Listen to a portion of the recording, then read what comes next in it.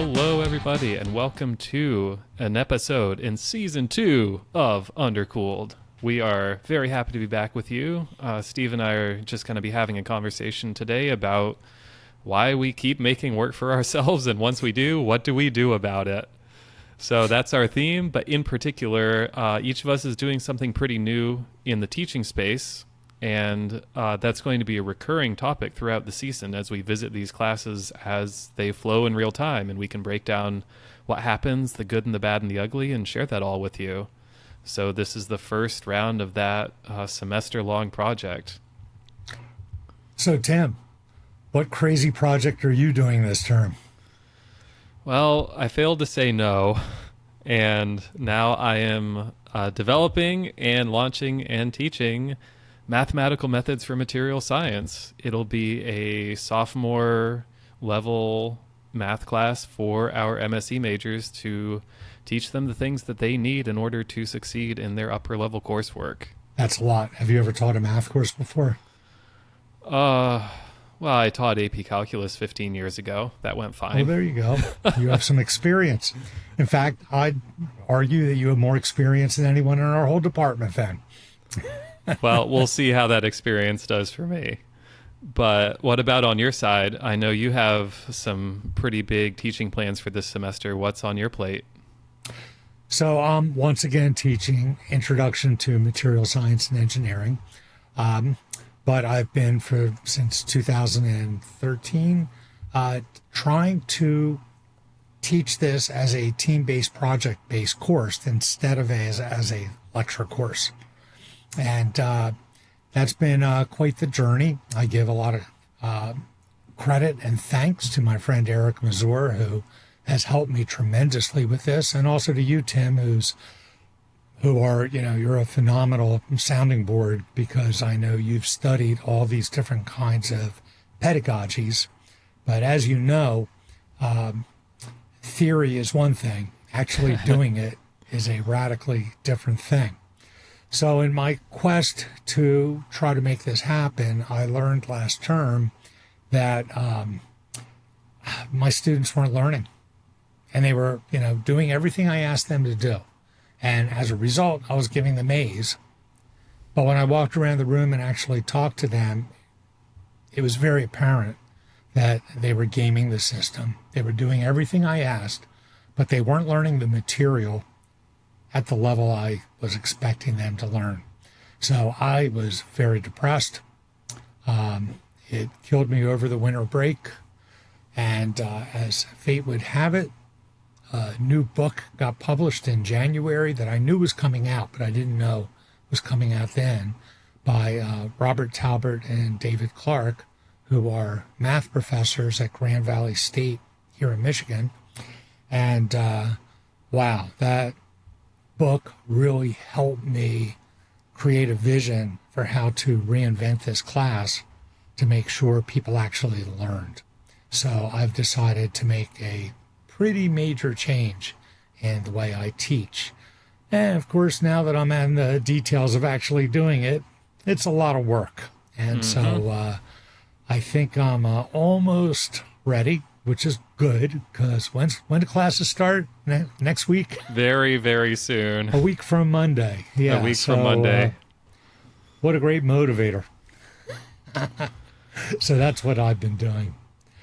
So how are you approaching all of this, Tim? And how are you dealing with the crush of and the demands of having something credible to talk to your students about a week from Monday? Yeah. Well, you and I in the last year really have talked a lot about really what our goals for our classes are. What are the student outcomes? What are the learning objectives? What can students do to actually demonstrate that they learn something? And coming out of that ongoing conversation, I really started this course with laying out what the course objectives are. And that's different from defining what the topics are. So that distinction is really important. I didn't start by saying, I'm going to teach linear algebra and I'm going to teach probability. I started by saying, what will a successful student have that they can do that prepared them for success in their upcoming classes? And to define that, I started with, what are the upcoming classes? So I talked to our juniors, I talked to our seniors, and I said, what math do you actually use in kinetics, in 420 structural materials, in physical metallurgy, whatever it is? And I started categorizing all of the things that students had to be able to do mathematically to succeed in those courses. That was how I started this class. And then once I had that list of students will be able to, then I said, okay, what are learning outcomes that support that successful performance? And then, gradually work backward. How will I assess it? Okay, if I'm going to assess it this way, how am I going to teach it? And then finally say, what topic should I actually cover? But the topics are really the last thing. That's almost the seasoning. It's not the structure of the dish. That's interesting. That's really different than my problem. I'm teaching a course that we've agreed has to already have the content that's in Collister. Right. It's interesting. We had our North American Materials Education Symposium last week, and Bill Collister showed up, and he promptly told me that I've been mispronouncing his name all these years. I always thought it was Callister, but he I said, think "Oh, everyone no. does. Yeah, it's Collister. Like, call him Collister." And so talking to Bill was really a lot of fun because I wanted to talk to him about this whole approach of creating standards. We have our micro standards, which are the outcomes that we generate for each class session, whether that be a lecture or a team-based activity.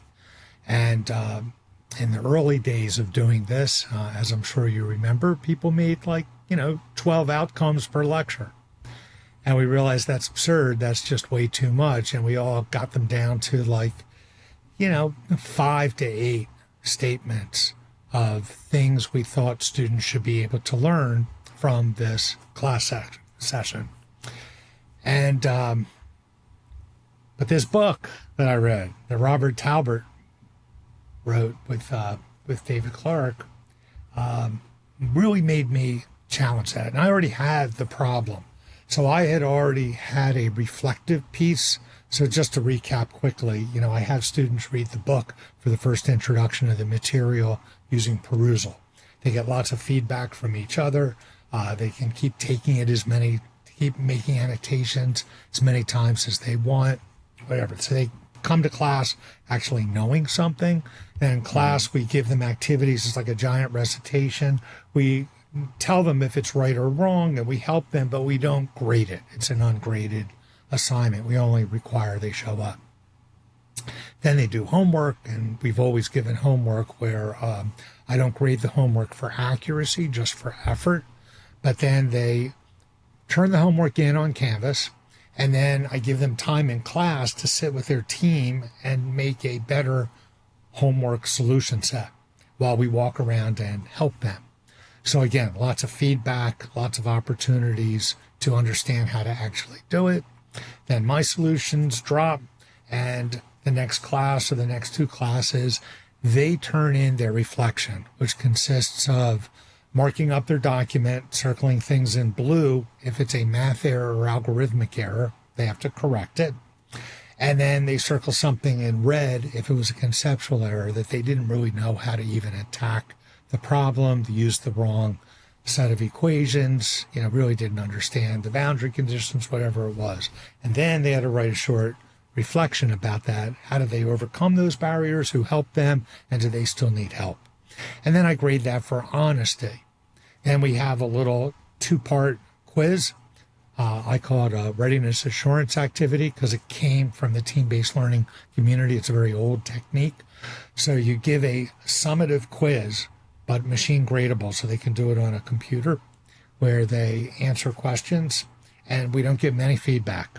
We don't tell them if it's right or wrong. They just have to do it, and they do it in silence. They do it closed book, closed notes, closed everything. But what's different is right after that period closes, that's the individual round, we then give the exact same quiz to their team. And now they can talk to their team members. They can see their original answers so they can compare. It's open book, open internet. They can use artificial intelligence. I don't care. We have our team walking around, helping them, giving them hints, because the idea is it's a learning experience. They should learn how to do the exam. They should get 100.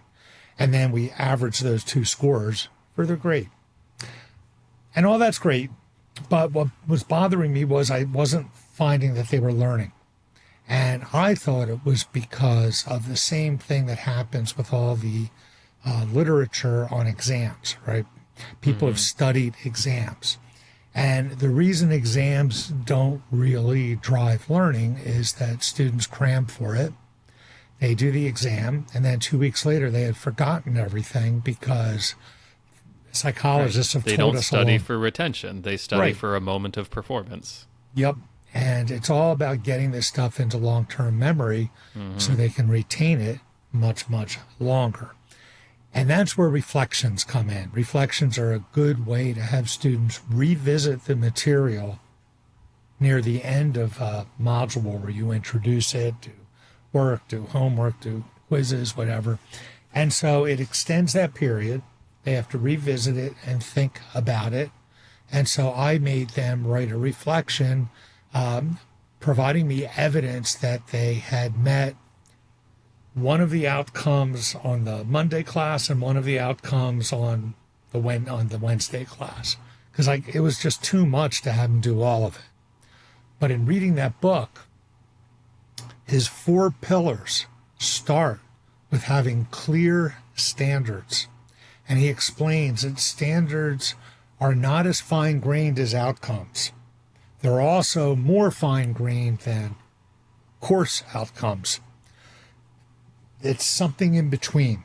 So it's the course outcomes are like micro standards. I'm sorry, the lecture or the session outcomes are like micro standards. The course outcomes are like macro standards. These are meso standards. And you want to make sure that there's not too many.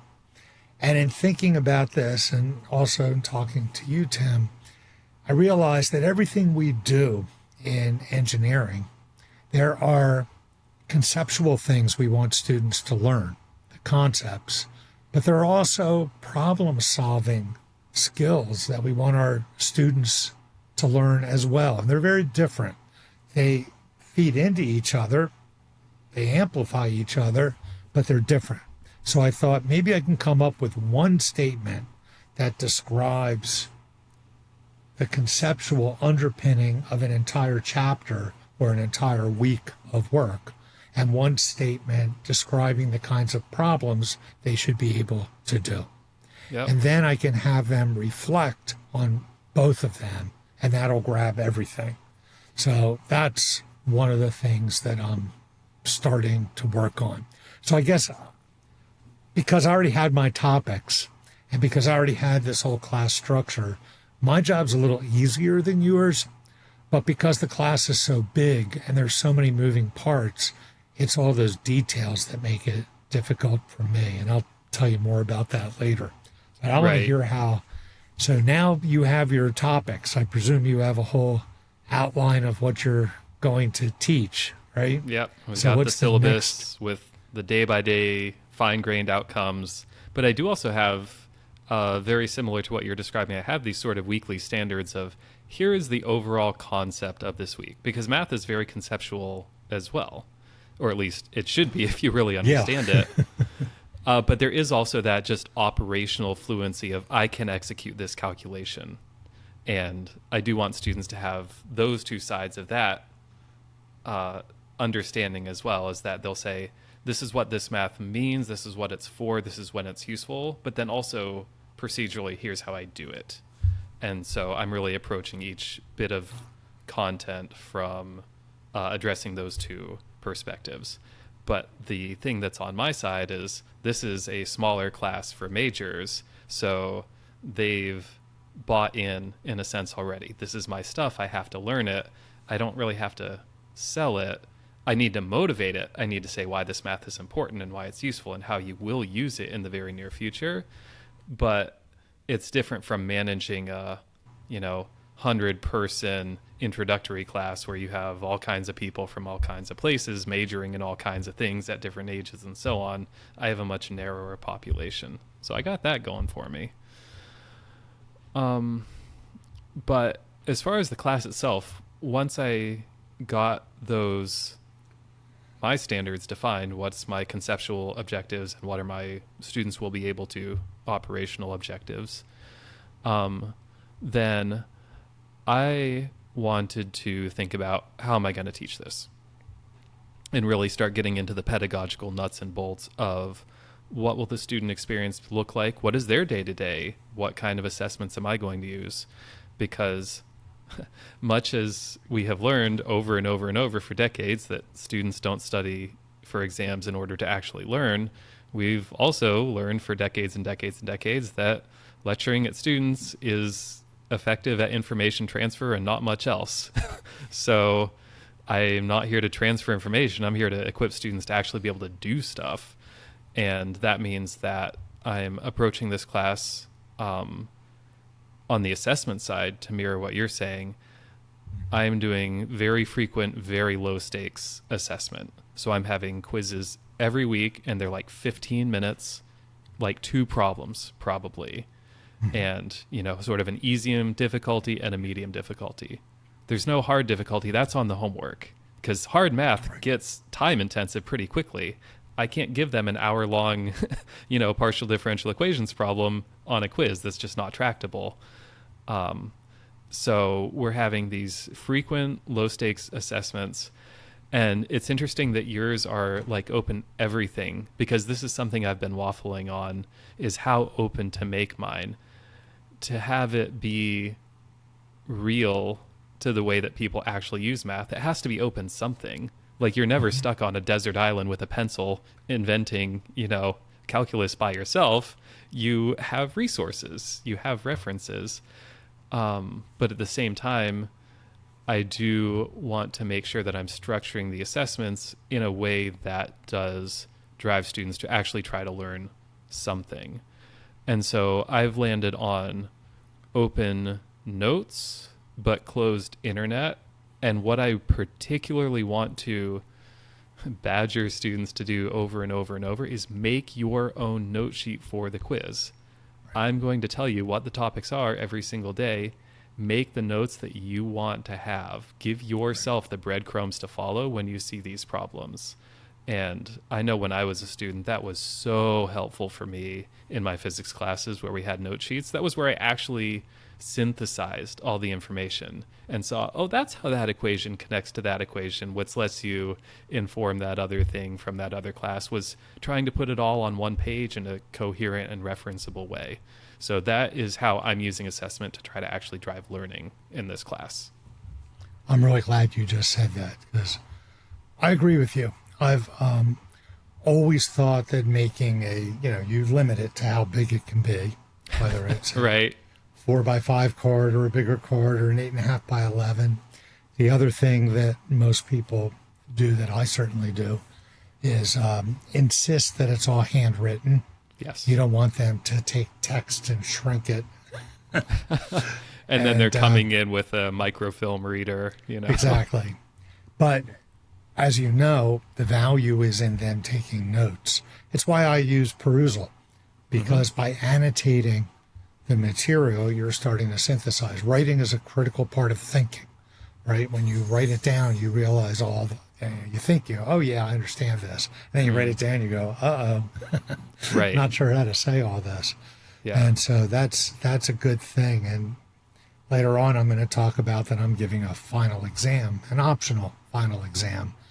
But I had forgotten that I should probably have the students let them bring in a sheet of paper that they can write whatever they want on it, but it has to be single, I'll probably make it a, what are the next bigger size, the 3x? Yeah, there's a 4x6 size. And then sort of like a quarter page. Yeah. And I'll have them bring in one of those with, but it has to be handwritten. So So, what yeah, are you so doing for your final exam? Let's go ahead and get well, into this that. goes back to again this book, and I talked about this book in terms of standards, and that's very important. They mention in the context of how do you assess the standards and then how do you do grading. So it's all called grading for growth. And when Robert Talbert was here talking to us a year before he published the book, he actually told a little story I thought was great. He said his kid is on the swim team, and it's really easy to grade his kid with swimming. His kid's like 7 or 12 or whatever it is. And, here's the 100-meter, swimming event. Here's the world record and what the Olympics do, right? That's the goal. But nobody expects a 12-year-old to be able to do that, right? Right. It takes time. And so the marks you get are meaningful, right? They tell you, what's your time? And you see what your time is compared to people in your age group, and you know what you have to do to get better. So when you get your time, even if it may not be what you like, it's a very meaningful mark. So his 4 pillars are clear standards, lots of feedback loops in every kind of assessment, meaningful marks. And he argues that a percentage out of 100 is not very meaningful. And finally, reassessment without penalty, recognizing that we have to fail before we learn. And those are his 4 pillars. So that caused me to go back and look at every single one of my assessments that I just mentioned and ask myself, or do I have clear standards for those things? Do I have feedback loops? Do I have clear marks? And do I give them chances to get reassessment? And I already had a lot of those, but not everywhere.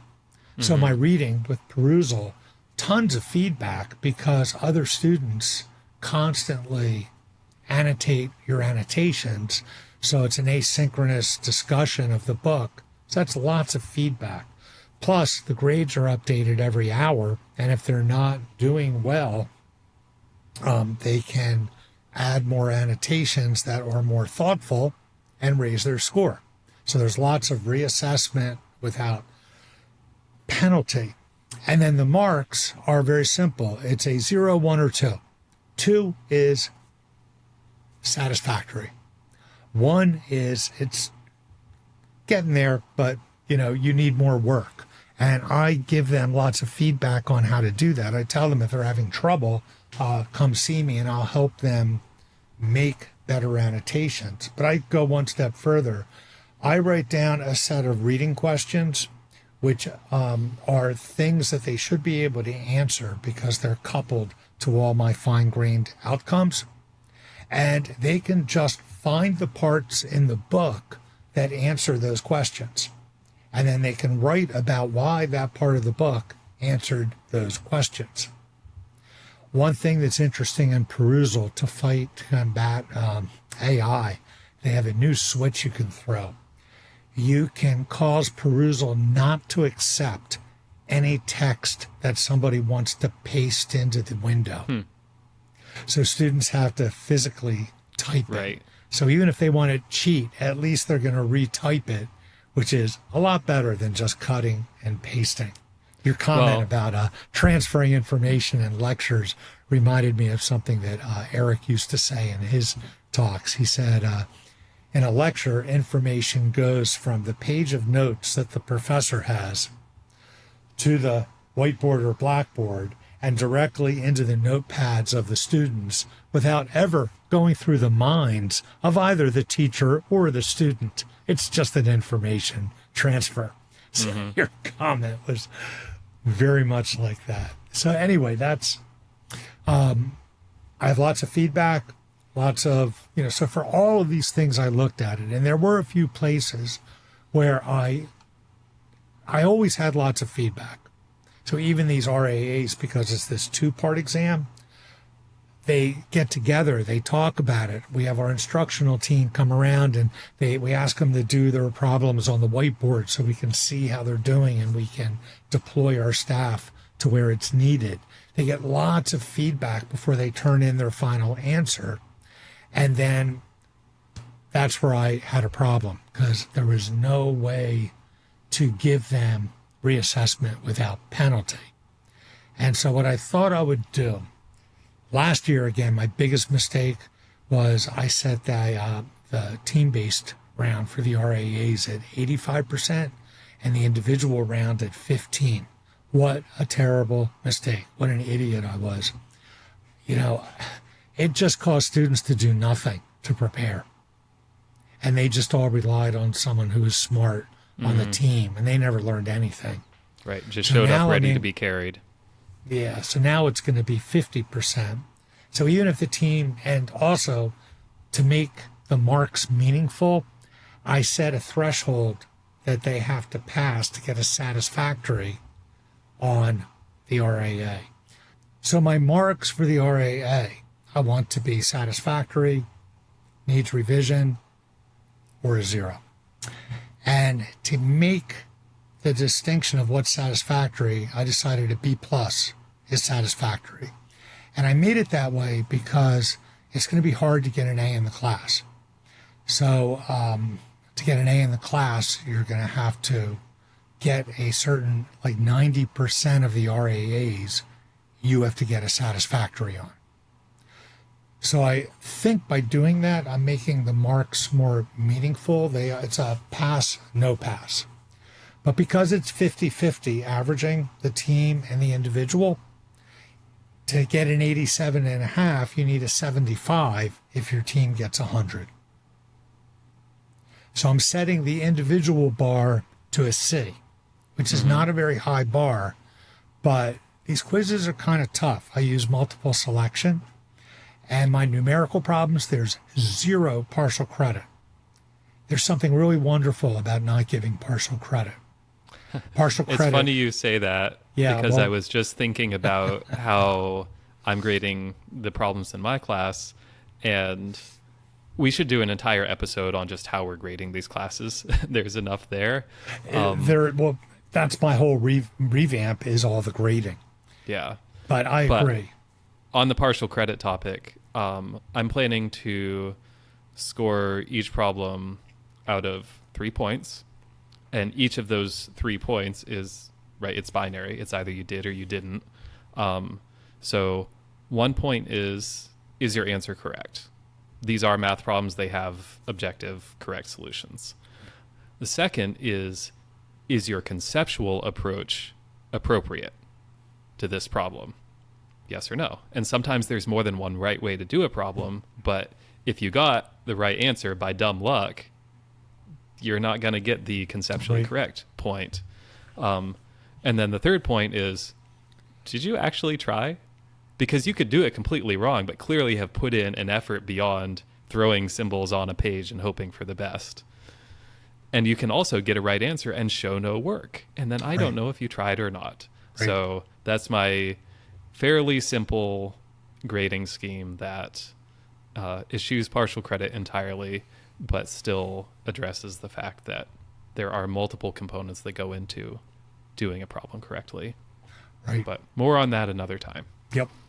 So at any rate, I've got, I think, meaningful marks, but I don't have, and I have lots of feedback in the team round, but I don't have the reassessment without penalty part. Now, the book is very clear. They say not every assignment should have unlimited reassessments. For example, exams. You might give them one extra shot, but that's still a reassessment without penalty.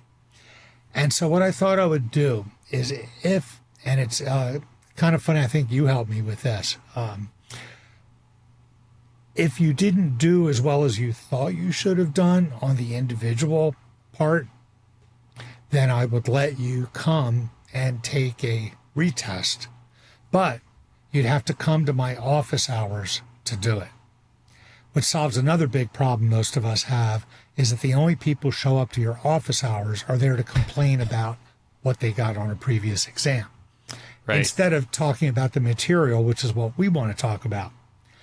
So I'm going to try, I'm not telling them I'm doing this, but I'm going to give them an oral exam for their retest. And then I think you pointed out, you got to be careful there. You're going to get all the, A students who want to get those extra few points. Mm-hmm. And so because of that, I'm only going to let people who got less than a 75% take this retest. And the logic there is they're not supposed to just get a 75%. They're supposed to learn enough to be able to help their team get 100%. Right. And so if the team doesn't get 100, they need a higher grade than 75 to get a satisfactory. And that's a responsibility of perhaps some of the better students. So anyway, that's what I'm going to do. Oral exams take a lot of time.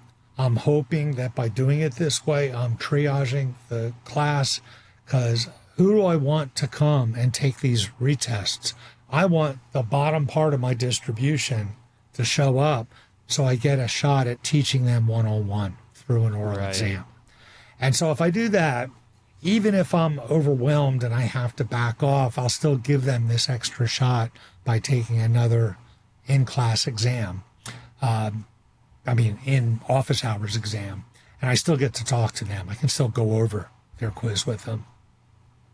So that's what I'm trying to do there. And then the final thing, with projects, I was doing lots of feedback, but I didn't have any way to do a reassessment.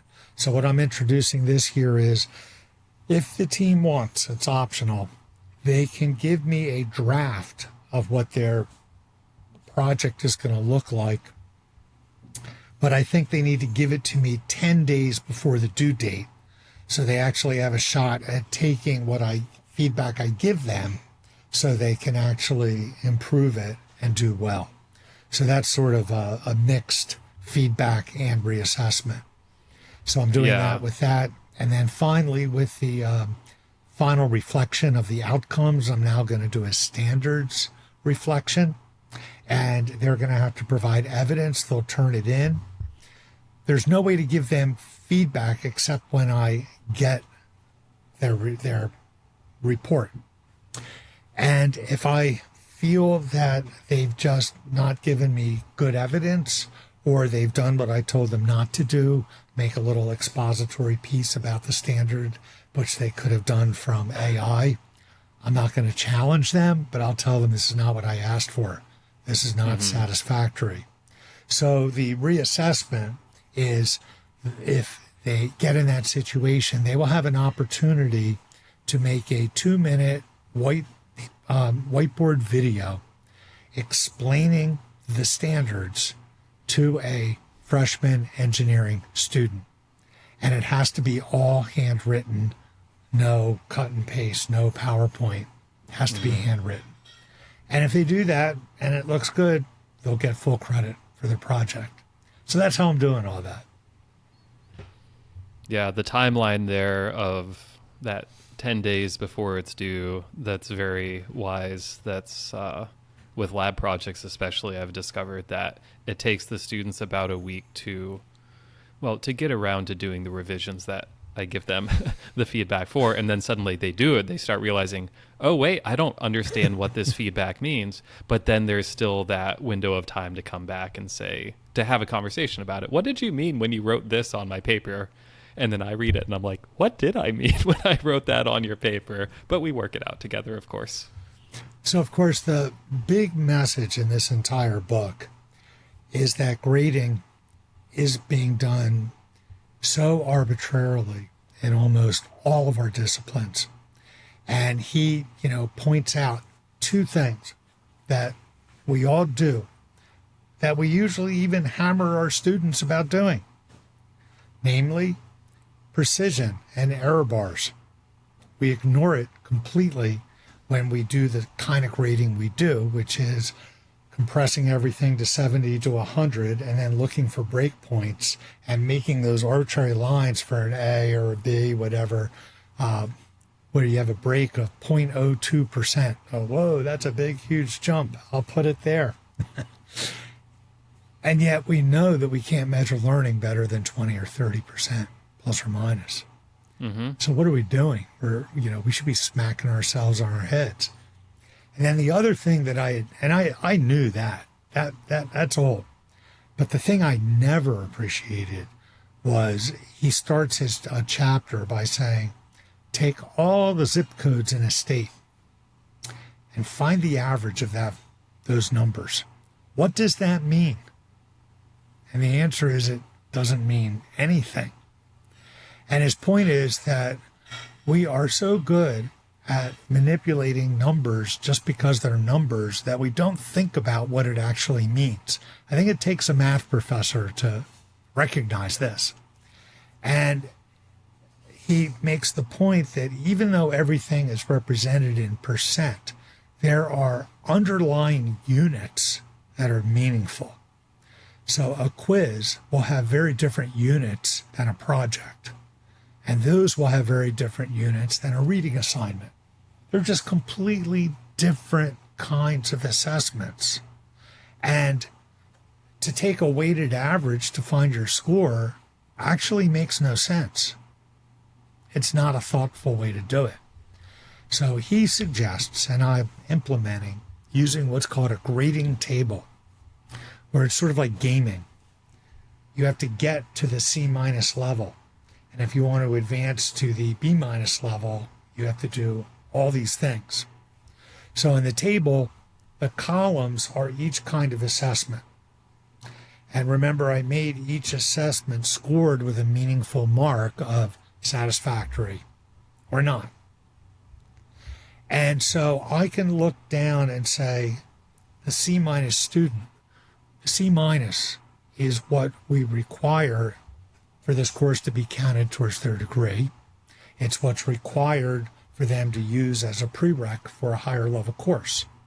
So the C- represents the lowest score we're willing to give a student that we believe is capable of doing okay in the class that the course is required for. We need to think about that, right? Right. And so when I look across each category, I make independent judgments on each kind of assessment. And so, for example, I think 65% of the reading assignments getting a 2 or above, a satisfactory, they should be able to do that. That's a little more than a half, right? And if I remember back to things I've read in the literature, that if your students can actually remember only 5% of what you told them, that's pretty good. So I think getting it up to 50%, that's really good. And it's not hard to do because of the structure. And then I do the same with each one, and I come up with a C- level for each assessment. And it also gives me the opportunity to add in another column of what I call required components, like doing the CAPME team builder exercise, like doing the CAPME peer review. These things have nothing to do with learning, but it's a critical part of the course, and they just have to do them. And this puts teeth into it, because if they don't do them, because there's usually not that many of the participations in there, it's a team-based class. And so it gives me another column and another thing to get to the next level. So I do C-, then I do A-. I don't do A, I do A-, and I'll tell you why in a second. And so it normally goes from 65% to 90%. I understand they're not going to do 100%. That's okay. So if I do it like that, and that's all I did, I'd end up in the same place I was before. The only extra accountability I put into the course at this point was grading the RAA 50-50 instead of 15-85, right? So with all that work, I still haven't done anything. But then at the end of the book, he makes the case for, as evil as summative exams are, that you should give a final exam. And his point is, learning's over. The final exam's not supposed to be a learning experience. Classes are over. This happens after classes. But This the is the final measurement of your exam, final state at the end of the class. well, he calls it a recertification of your learning. And so what I'm telling the students, to get an A, you have to first hit the A minus level. And you have to take the final and get a 93 or above if you want an A, and get a 90 or above if you want an A minus. And if you don't take the exam, that's okay. You'll drop down to a B plus. Or if you score below a 90, even if you get a 0, you'll get a B plus. So what have I done? I've moved my median from my median of people who don't understand anything from an A to a B plus. But I still argue that they've learned a lot by even getting to that A minus level now with this extra accountability and the RAAs. And then I talked to my GSI about this, and he made the point, well, what about people who get a, B? Shouldn't they be able to take the final? I said, that's a good point. I'm not going to let them get an A because they haven't done all the work. But what I'll let them do, it's an optional final. They don't have to take it. But if they do, and they get the score, just like with, they hit the A minus level to get an A, they need a 93. So if they got a B, they'd have to get an 87 to get a B plus. So anybody can take the final and increase their grade 1 increment. And I think that will be helpful. So I've never done this. We'll see what this works out. It's taken me a long time and a lot of thought in how to build this. I've had 2 meetings with people from CRLT, Gran Agrisar, who's fantastic. She's given me a lot of feedback. She's going to come in and do 2 MSFs, midterm student feedbacks, one early and one later, because I really want to know how this is going to work. And I'm sure she'll do the same for you, Tim. So that's what I'm trying. So that was the conceptual part. And now I'm struggling with actually putting all this crap into Canvas with, oh my God, it's so much work redoing because it's a complicated website. Yeah, I've put off Canvas as long as possible, but it's finally time. Yeah, it's next week. I know. So have you done... Well, you have a week and a weekend. I know. Have you done the standards for your objectives for the outcomes? I mean, for the whole course? Is that all done? Yes. Yeah. So I do have all that laid out. That was part of my syllabus writing, was getting all that. And working out the grading scheme was also part of that. Right. 2 things that I brought in, inspired by our discussions about these topics. I'm doing the same approach with my final exam, in that basically the final exam will be optional. If you take the final, it can increase your course grade by 1 step, B plus to A minus, that sort of thing. Yeah, if you do sufficiently well on the final. That's good. So you and I can both fail at the same time. Yes, absolutely. Not in the math class, but in my lab class. One area that I've always struggled with is getting students to just do their peer evaluations every week. And so what I'm going to do this year is, as you were just saying, that's not even a graded component of the course anymore. It is a required component of the course. If you don't do at least 90% of the peer evals, your course grade cannot exceed this letter. Yeah. And if you don't do at least 80% of them, your course grade cannot exceed this letter, regardless of how many 5 out of 5s you get on all your reports, because you're not being a good member of the community, and that is not optional. So that's exactly we'll see how I'm works. doing it. There's 5 required components for me, including the About Me video. I want them all to make a little short video telling me about themselves as people. I made one that I give them, but it's so nice to be able to watch. They're so much fun to watch, and you really get to know them before they even come to class, although they'll do this after class starts. So they have to do that. They have to do the team maker. They have to do I'm doing 2 projects, so 2 peer evaluations, and they're allowed 2 free absences, and that's it. Yep. And Yeah, and of course I have some free forgiveness built in of, drop the lowest this thing, miss a class for free. That's just sure. reasonable, right? Yeah. Life happens. You can't That's right. always do your best for everything all the time. That's right. And it's out of your control. But that's only 5, right? And I tell them Right. they need 90% has to be done. And of course, 1 out of 5 is worse than 90%. So, Yeah. so I mean, and they're going to drop an entire letter grade for every one they don't do. But I'm sorry, that's what required components mean. Yeah. Some things we have in our jobs are not optional. Yeah. Like doing our training for grants and contracts and using our, just because they switched accounting systems, we all have to take new training. Let's talk about that another time. I do want to offer a hot take counter argument to your point about averaging together different grade components, though. Now, I do agree that these numbers are on different scales from each other, and you can't just smush them together and assume that that's a meaningful operation. But I've been thinking a lot about linear algebra lately, getting myself ready to teach it again. And I am willing to argue that these different components of a course grade, like here's my projects, here's my exams, here's my homeworks, I do think they live in the same space. And the way I'm thinking about this is that I want the student's final grade to essentially be this total distance in a multi-dimensional phase space of student mastery of the content, where 0 is where they start and they end up hopefully in the top right corner. And that each of those different components that we're measuring, the quizzes, the exams, the projects, those are not orthogonal to each other.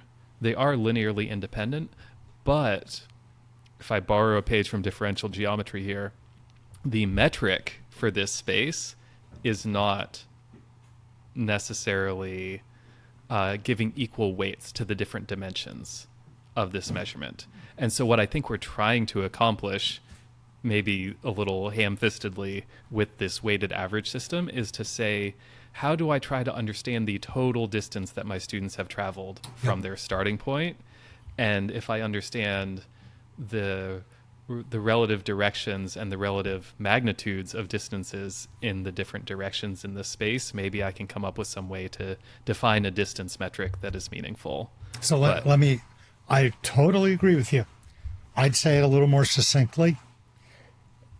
You have all of these grades, right?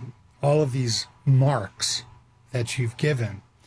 If you use percentages and just apply it, the problem is that that's not a basis set.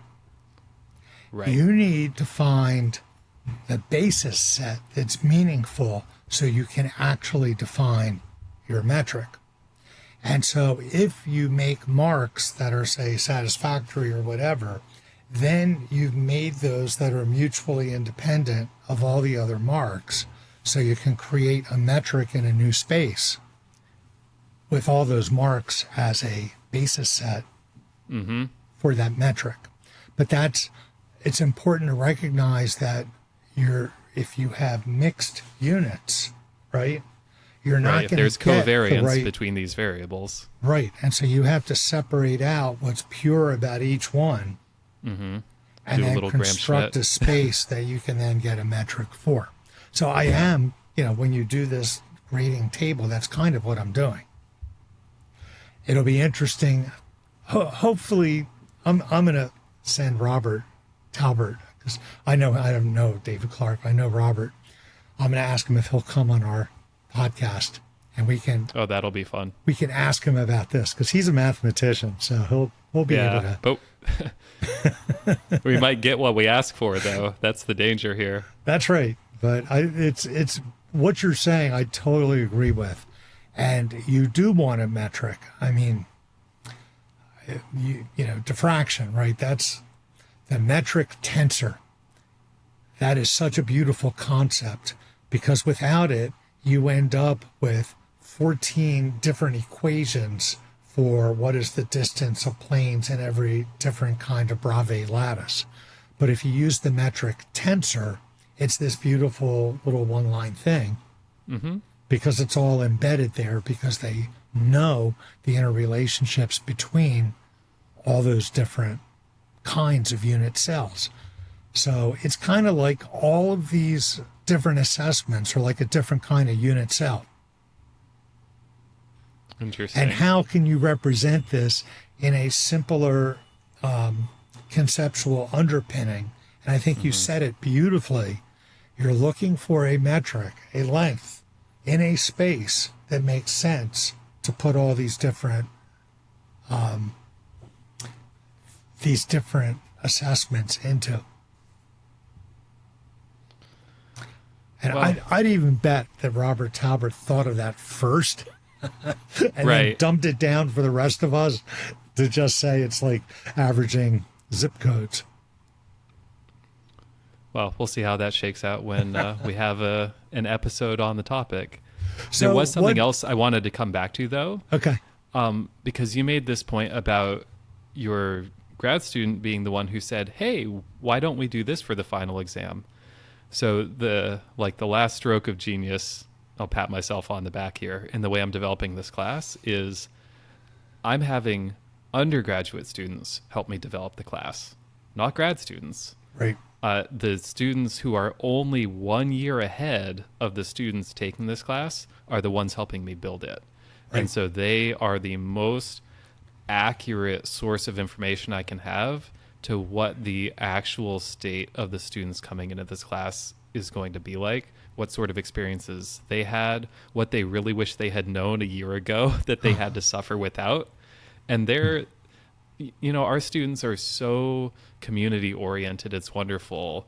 They are so invested in saying, how can I help my peers avoid the problems that I just had to suffer through unnecessarily? Yeah, there's some necessary suffering that you have to do to get good at things. Yep. But what is the waste and what is the lost time that could have been avoided and used for more productive things? So having these undergrad students, they're helping me create homework assignments. They are even doing things like reading the syllabus and saying, am I crazy here? Does this make sense? And are they're an honest them? sounding board. Oh, yeah. So they're being hired by the department as instructional aides, and course development is one of the tasks that they do. I use instructional aides as well, but they're not going to start working for me till the first day of class. So I didn't have, I should have probably hired them to do this, but you're in a different situation. You're creating something entirely new. Yeah. And, but I'm still I think that's a really good thing to do. So I will be asking my IAs for lots of feedback because I can change things. Mm-hmm. Students don't mind a change if it's to their benefit. Right. So we'll see. So what kind of problems are you anticipating having? Well, there's the known knowns, the known unknowns, and however else that goes. So the biggest problem I'm anticipating is me not being calibrated difficulty-wise.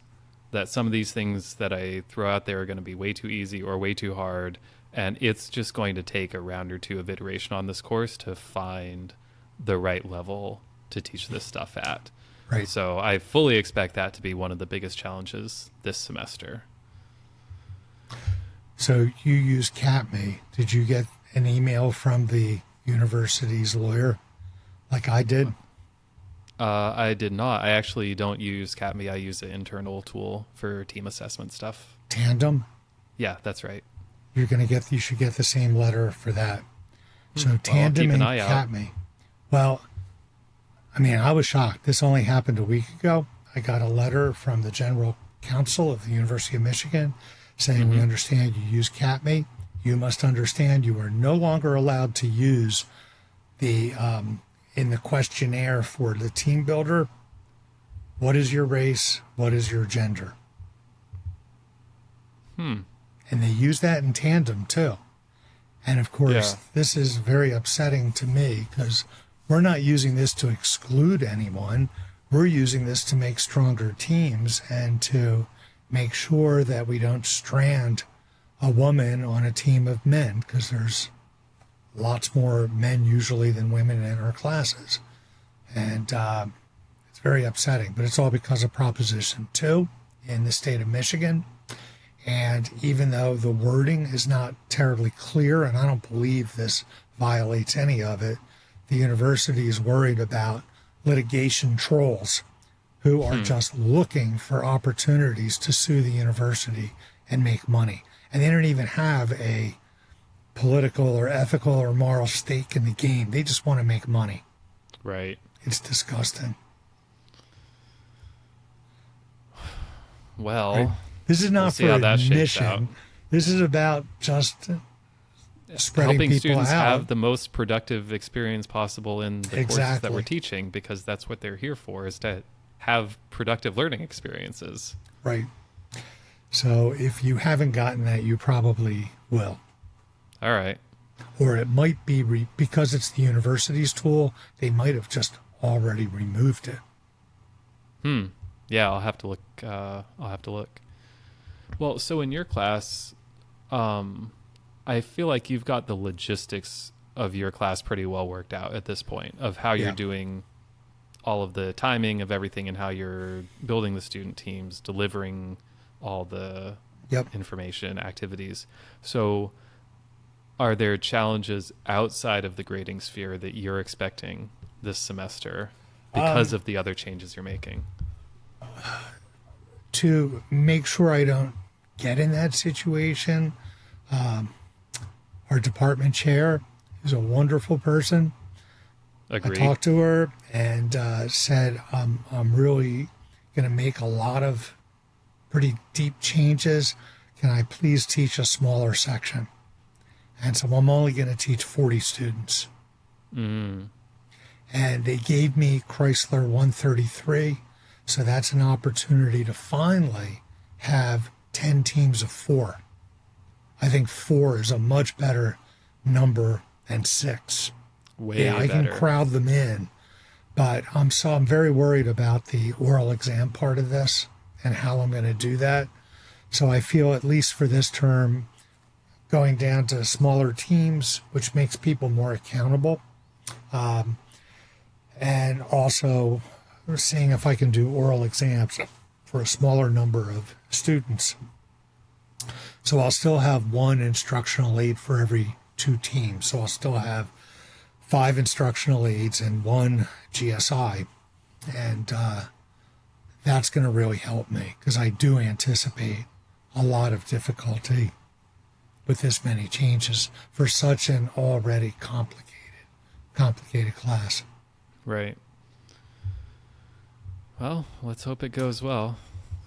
Our time to get ready is rapidly diminishing, and we've been at this for a while, so maybe we Yes. should wrap it up here and get back to real work. All right. Well, I'm hoping that we can actually once a month take one of the modules in your class and find some people external to our university to talk about how they teach it. Actually, if we get Robert Talbert on, he'd be great to talk about some of the things that you're teaching, because he does that all the time. And, I'd like to reach out. And if anyone listening to this wants to volunteer to talk about a chapter like phase diagrams, phase transformations, I'd love to talk to somebody about electrochemistry, because, Bill's book doesn't really cover batteries. It's still very corrosion first. But electrochemistry is so important in material science now. And I wish there was more on batteries in there. So if anyone wants to volunteer, we'd love to have you. If you're listening to this, please look at the show notes and fill out the form where we're looking for feedback, suggestions of speakers. We want to make this as useful as we can to the materials education community. That's right. And there's no well-defined standards for materials education podcasts for us to meet. So we are building this plane as we fly it. We would love to hear from you about what we can do to make this useful to you, dear audience. All right. Well, thank you. And, All right.